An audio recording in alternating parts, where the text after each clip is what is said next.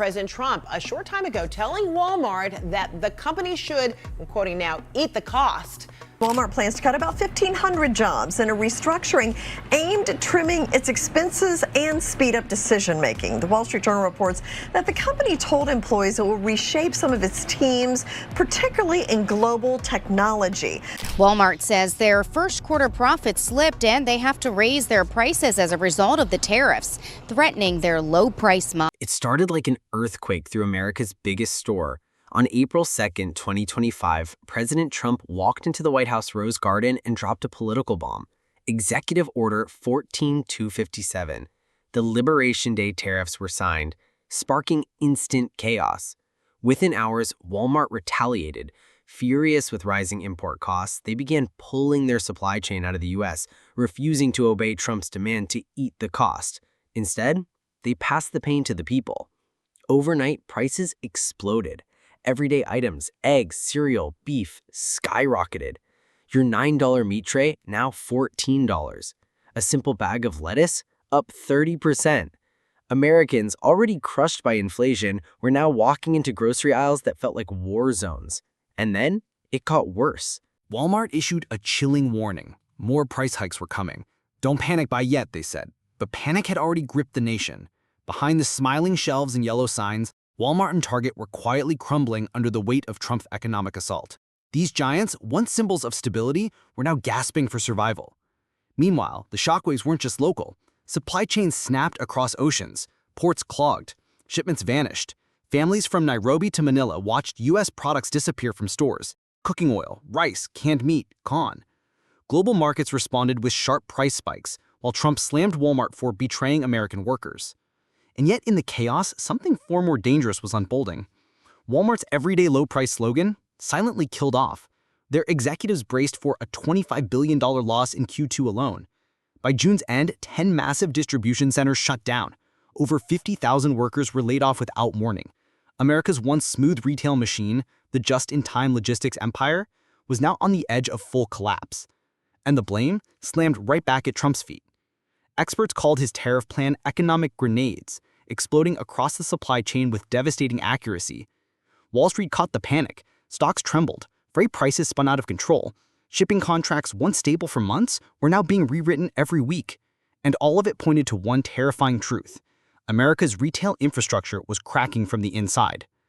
Unless the White House backed down, analysts warned, the U.S. was headed for the biggest retail breakdown in modern history. And all this, right before the holiday shopping season. But it didn't stop with Walmart. Target, Costco, and Home Depot began fleeing quietly, cutting secret deals in Vietnam and India to escape China's collapsing trade ties. What was supposed to punish China had done the opposite. It pushed American businesses into China's replacements faster than ever before. But the cost was landing hard on U.S. families. By April 5th, nearly every single imported product faced a brutal 10% base tariff. Then came the knockout punch. 4 days later, the White House dropped retaliatory tariffs on 60 countries. China got hit with a staggering 145% penalty on key exports. Walmart's major toy supplier, Hunar Toy Factory, saw 70% of its production wiped out overnight. Orders canceled, plants quiet, workers sent home. By the end of April, the American Toy Association sounded the alarm. Half of its members were heading for bankruptcy. And this was just the beginning. While Americans were still reeling from exploding grocery bills, another disaster quietly took shape at sea. Shipping rates on the critical Shenzhen to Long Beach route didn't just rise, they tripled. Containers jammed every major port. Los Angeles, Long Beach, Savannah, all clogged with goods that no one could afford to claim. Importers facing Trump's harsh new tariffs began doing the unthinkable. They walked away. Cargo was left to rot in the heat, abandoned like junk. Walmart-bound shipments? Gone. In their place, rows and rows of unclaimed freight baking under the sun. Customs agents and port workers were stunned. Entire shipments of electronics, clothing, and toys were just sitting there, unpaid, unclaimed, and slowly decaying. The system designed to move goods like clockwork had ground to a halt. And the worst part? If this gridlock didn't break, America's holiday shopping season would be DOA, store shelves left empty during the most profitable time of year. But then, it got even worse. On May 2nd, Trump raised the pressure again. This time, the target was Europe. With a single statement, he threatened a 50% tariff on all EU imports unless European leaders bowed to his demands. What followed was pure chaos. A tense high-stakes call with European Commission President Ursula von der Leyen barely bought time. The deadline moved to July 9th, but the financial bleeding had already begun. In just 3 days, European stock markets lost $180 billion in value. Germany's car industry froze in fear. The Eurostoxx 500, one of Europe's biggest indexes, dropped 4.4% like a stone. And this global firestorm wasn't limited to Europe. Thousands of miles away, South Korea was hit with a shock 25% tariff on all imported vehicles. Almost half of Hyundai and Kia's cars headed for the US were now under threat. Panic spread through manufacturing hubs like Gwangju and Ulsan. Assembly lines slowed. Layoffs began. South Korea's central bank issued a grim warning. If things didn't change fast, auto exports to America could collapse by 4% in just 1 quarter, risking tens of thousands of jobs. From Europe to Asia, nations were scrambling to contain the economic firestorm. But back in America, the damage was already sinking in, and the countdown to full-scale collapse had begun. While global chaos grabbed headlines, the real pain hit hardest on home soil, inside the stores.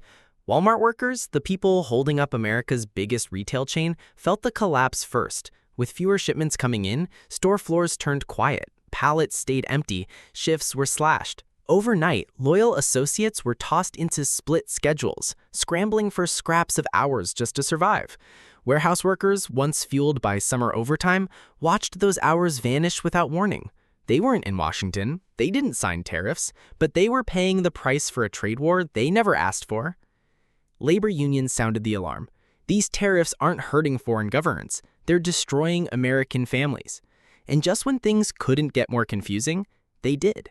On May 28th, the U.S. Court of International Trade ruled Trump had overstepped his EPA authority, putting a sudden pause on most tariffs.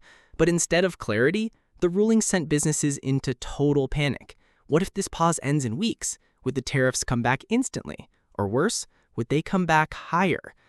Inside Walmart's HQ, there were no answers, only losses. Billions of dollars vanished from the books. The company stared down a $25 billion second quarter blow. And while they scrambled for solutions, the entire global supply chain beneath them began to buckle. Factories in Vietnam and India couldn't keep up. The dream of replacing China? Too slow. Textile mills in Hanoi were buried in a 6-month backlog. Indian electronics plants were stuck, still waiting for parts that only China could deliver. America's grocery aisles told the story. Prices kept climbing. Relief was nowhere in sight. And then shipping costs exploded again. Since Trump's 145% tariff kicked in, freight rates on the Asia-US route shot up like a rocket. What once cost $3,500 per container? Now $6,500 in just 3 weeks. And shippers warned $8,500 was coming by summer's end. Cargo vessels began skipping ports. Blank sailings surged 20%. Delivery delays stretched to 2 weeks or more. Walmart's legendary just-in-time delivery system, the very engine that made it an empire, was collapsing under its own weight. Even the company admitted it. Some days, shelves are just empty. And they weren't alone in the fire. Small and mid-size importers were caught in the blast. As tariff chaos spread, banks grew cold. Loans dried up. Companies relying on Chinese goods were cut off from financing. Venture capital vanished. Startups in logistics were abandoned. Innovation stalled. Credit rating agencies began to issue red flags across retail, logistics, and manufacturing. The message was clear. This wasn't a temporary glitch. The entire economy was cracking. Then came the land panic. With more tariffs on the way, companies rushed to hoard goods. Warehouse space became gold. Rents soared overnight. Fees quadrupled. Even Startup Flex, a platform that rents out spare warehouse space, was overrun. They had to create a wait list for the first time ever. Meanwhile, Walmart, desperate to cut costs, shuttered 10 massive distribution centers. But that created a new crisis. Millions of dollars in cargo had nowhere to go. Containers piled up. Storage fees exploded. A supply chain built for speed was now suffocating in stillness. And in the middle of it all, America's farmers were drowning. Walmart's global logistics once helped ship U.S. beef and produce across Asia, but now those products sat rotting in cold storage, sell-by dates ticking down, exports stalled. Some meat spoiled before it even left port. For many farmers, this was a nightmare they'd already lived during the first Trump trade war. And just as they were clawing back from the pandemic, those fragile gains were crushed again. History was repeating itself, only this time, the cuts were deeper. And yet the worst blow still waited for American families. Economists dropped a brutal forecast. These tariffs alone could add $1,000 to the average household's expenses. That's not politics. That's dinner, school supplies, heating bills. Walmart's FCO went live on CNBC in May. What he revealed was chilling. Beef climbing from $12 to $14 a pound. Patio sets from Guangdong jumping by $60. And a kid's car seat, once $350, now pushing $450. Walmart's sacred promise of everyday low prices was under siege. Even their future, the digital marketplace meant to rival Amazon, was falling apart. Small sellers importing toys, home goods, clothing, crushed under new tariff costs. Some raised prices, many gave up. Entire product lines vanished. The dream of a fast, affordable Walmart alternative fading fast. Cargo ships sat offshore, stuck. Suburban Walmart aisles eerily quiet and half empty. And while the White House promised that tariffs would bring jobs back and lower prices, all anyone could see was pain. Families were already paying more for milk, cereal, and baby essentials. Tens of thousands of warehouse workers sat idle, and the cost of confusion, delay, and policy whiplash, it fell hardest on the working class. Then, deep behind the scenes, Walmart's internal panic finally spilled into public view. May 28, 2025, a leaked internal memo titled Project Triage exploded across Wall Street. The contents were devastating. Walmart would shut down 10 of its major distribution hubs within the next 6 weeks. From coast to coast, California to Florida, the dominoes began to fall. These weren't just warehouses, they were the engines of local economies. Restaurants, truck stops, and gas stations near those centers braced for financial shock. School districts feared tax revenue would plummet. Trucking companies immediately began canceling equipment orders. A wave of uncertainty hit towns that had once stood behind Trump, now caught in the chaos triggered by his own policies. And the shutdown list read like a blueprint of American logistics. Riverside and Fontana in California, Brooksville and Winter Haven in Florida, Pageland in South Carolina, Sanger in Texas, Elwood in Illinois, Groveport in Ohio, Plainfield in Indiana, Menominee in Wisconsin. These weren't just warehouse towns. They were the nervous system of Walmart's empire, each one a massive facility, running 24/7, some spanning over 800,000 square feet. They fueled a logistics network that stretched 151 million square feet across the country. Now, 50,000 workers, most of them temps or agency-based, were told their paychecks would be gone by June 30th. On Capitol Hill, pressure exploded. Both parties wanted answers. The House Commerce Committee prepared hearings. Why was Walmart falling apart while the White House claimed tariffs were no big deal? But by then, panic was already rippling through stores. Walmart managers in the Southeast were given chilling instructions. Fill every freezer, stock everything. Expect delivery delays to last a week or more. Industry analysts whispered what few dared to say out loud. Walmart's just-in-time system, the model of efficiency, was hanging by a thread. And as Walmart faltered, its rivals sharpened their knives. Amazon slashed prices at Whole Foods. Aldi and Dollar General rolled out bigger grocery sections, hoping to steal Walmart's customers. In the retail war of 2025, the mission was clear: win over America's collapsing middle class or get left behind. But to win, they needed full shelves and cheap prices. In a tariff war, that was almost impossible. Then came social media. On TikTok, the hashtag empty aisles exploded, pulling in 12 million views in just one day.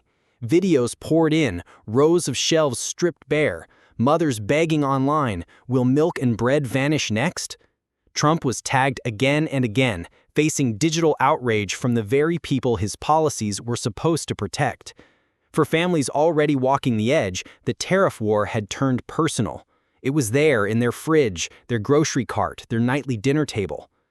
Meanwhile, Walmart had become ground zero in a nationwide collapse. 50,000 households were suddenly facing unemployment. Small towns built around Walmart's economic engine were watching their future fall apart. In Brooksville, Florida, the pain hit home fast. Everbright Sewing, a once thriving Walmart supplier, shut down after 20,000 uniform orders were canceled overnight. The owner didn't hold back. One phone call from Walmart, and we were bankrupt. And this wasn't far from unique. Back in March, Walmart had quietly told Chinese suppliers, cut your prices by 10% every time tariffs go up. Toys, apparel, cookware, everything. Factories already working on razor-thin margins couldn't survive the squeeze. In Guangdong, Walmart's partner for over 40 years, Hunar Toy Factory, was forced to slash production by 70%.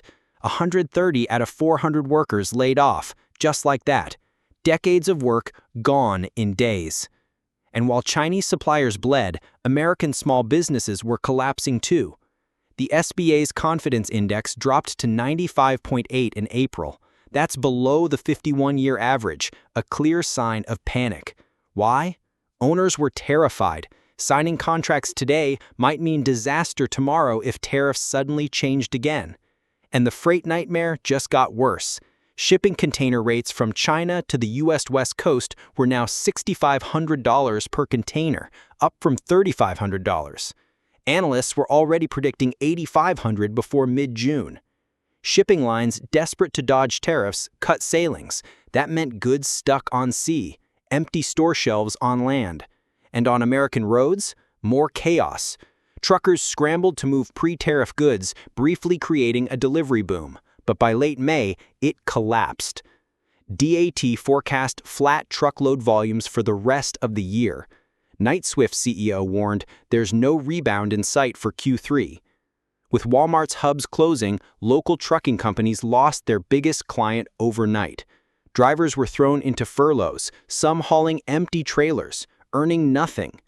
And the spiral just kept spinning. Small suppliers, desperate for survival, started delaying payrolls, cutting health insurance, even begging banks for loan extensions. Economists issued a grim warning. Small business defaults could hit levels not seen since the 2008 crash. The once untouchable Walmart retail ecosystem was now crumbling from within. What replaced it? Not innovation, not resilience, just empty storefronts, job cuts, fear. And the effects reached far beyond retail. Agricultural exporters who once relied on Walmart's global muscle to sell U.S. beef and produce overseas were now stuck. Goods sat idle in cold storage.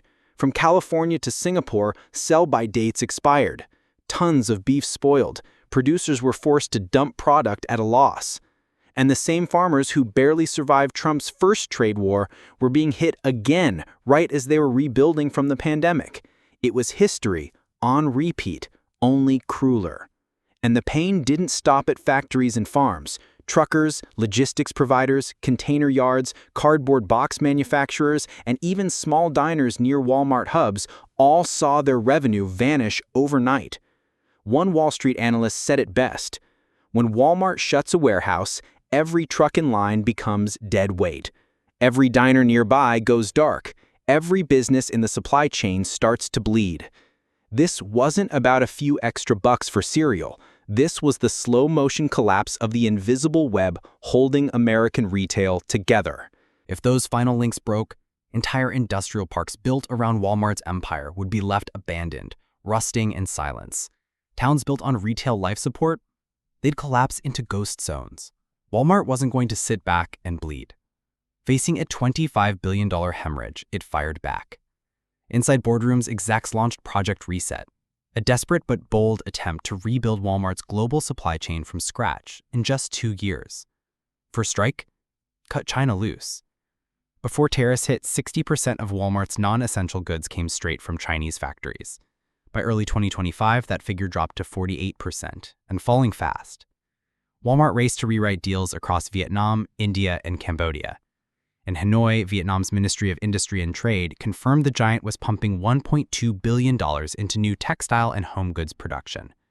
In exchange, Vietnam secured a 25% export tariff cap, far lower than China's crushing 145%. But the pivot was already showing cracks. In April, the White House threatened Vietnam with anti-dumping duties up to 46%, only to delay them for 90 days. Walmart's new pipeline was already shaking before the concrete dried. The message was clear. Politics could shatter these lifelines at any moment. So Walmart rolled out Phase 2, the Made in Heartland initiative, a $5 billion plan to bring production home. 3 major factories, one each in Arkansas, Ohio, and South Carolina, focused on home goods and electronics. It was funded through a bond sale in April 2025, timed when interest rates dipped slightly, a rare financial window in a storm. But this was just a down payment.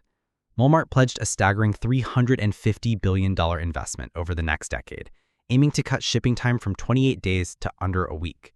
A bold vision, sure, but experts whispered, can American factories actually match China's speed and scale? Or is this a $350 billion gamble destined to fail? Walmart's third move felt like something out of a sci-fi movie. They partnered with AI robotics from Symbotic, expanding a military-inspired automation system called Link 16, named after the US military's real-time battlefield network. Cost, $520 million. Mission, save Walmart's broken delivery empire.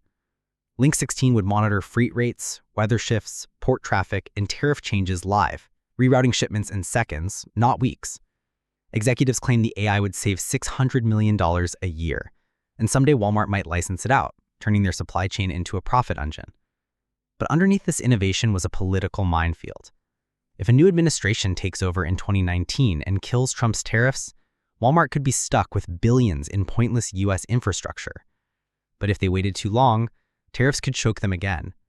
Every presidential tweet became a supply chain grenade. Even a $680 billion giant like Walmart struggled to dodge. And while Walmart dumped billions in survival mode, Wall Street asked the only question that mattered. Will Made in USA actually help shoppers, or just make a $30 toaster cost $50? There was no answer, only red ink and rising panic. Just 6 weeks after Trump's Liberation Day tariffs, Walmart stock plunged 11%, vaporizing $37 billion in market value in 30 trading days. And the chaos wasn't confined to Walmart. Because index funds had to rebalance, dumping retail holdings, Walmart's collapse dragged down the entire sector. Then came the logistics shockwave. On March 21st, FedEx slashed its full-year outlook, warning of brutal headwinds. Its stock cratered 11% in one day, the worst since the 2020 COVID collapse. It didn't stop there. The Dow Jones Transportation Index, tracking giants like UPS and J.B. Hunt, fell 17% from November highs. Investors started fleeing logistics stocks en masse. Even Prologis, the king of warehouse real estate and a longtime Walmart ally, got slammed. The announcement of Walmart's hub closures sent Prologis stock down 9.6% on April 3rd, its worst drop since the 2020 crash. Analysts had one bleak takeaway. Logistics real estate can't outrun a trade war. And within 48 hours of Walmart's stock crash, over $6 billion flowed from retail and transportation ETFs, the largest outflow since the 2008 financial meltdown. Bond yields for BBB-rated companies spiked 55 basis points, forcing Walmart to pause its $5 billion bond sale for Heartland factories. Even the VIX index, Wall Street's fear gauge, shot past 26, flashing full-blown crisis mode across the markets. The message was loud and clear. If the White House didn't de-escalate, the retail collapse was just getting started. Overseas, it was just as bleak. By week 3 of the tariffs, Brussels sounded the alarm. Roughly 70% of EU exports to the US, $380 billion, were now at risk. Europe threatened $95 billion in retaliatory tariffs unless the US backed off before the July 9th deadline. But here's the brutal math. Even if Europe taxed every US good in return, it still wouldn't close the $226 billion trade deficit. Canada joined the firestorm. Prime Minister Mark Carney called the tariffs a political debt that America would have to pay. Mexico warned a new 25% tariff could destroy 400,000 American jobs, breaching the USMCA trade pact. Markets panicked. Europe's business confidence index crashed to a 3-year low. Canadian bond yields jumped, and global investors ran for cover, pouring into gold and Swiss francs as US trade talks stalled. The world stared down one chilling question. Would Trump pull back to protect America's trade alliances, or double down and drag the globe into an economic Cold War? By now, Walmart's $25 billion loss and 10 shuttered hubs weren't just corporate pain points. They were warning shots for the entire global economy. Back home, families felt every blow. According to Reuters, Walmart raised prices across the board to offset tariff damage. That meant your receipt at checkout jumped 2 to 3% overnight. And that was just the start. If 145% tariffs on China and dozens of other countries continued, grocery stores, furniture shops, and home improvement stores would all spiral. America's working class would take the hit. Manufacturing in the heartland could stall. Thousands of layoffs could flood the system, and the global financial network could inch closer to collapse. This wasn't just about Walmart anymore. It was about everything that keeps the shelves stocked.